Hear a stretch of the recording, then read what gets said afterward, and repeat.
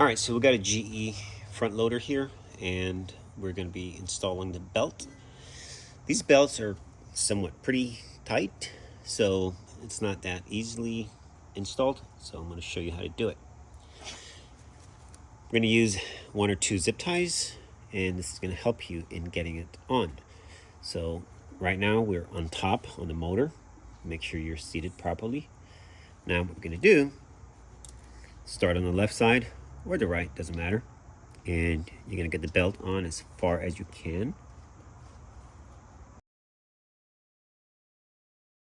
You're going to get a zip tie.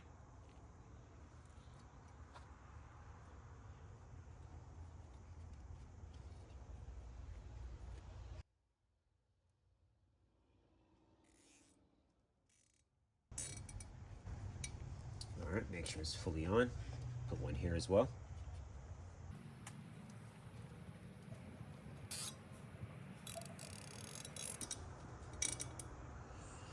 All right, so now you're going to be rotating the drum. Try and keep this held as much as you can. And we're going to be stretching the belt basically. So let's do it. Inside the washer, it's so much better to show you here.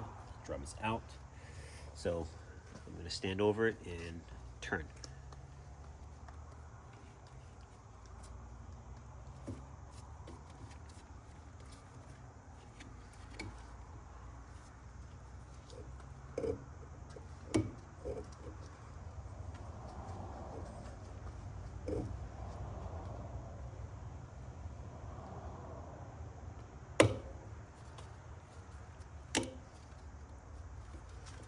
All right, there we have it.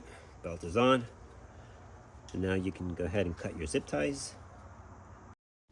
Now when you're changing your belt, keep in mind your pulley is going to be opposite. The motor is going to be at the bottom. So keep that in mind. Cut your zip tie or your zip ties and you're good to go. All right, thanks for watching.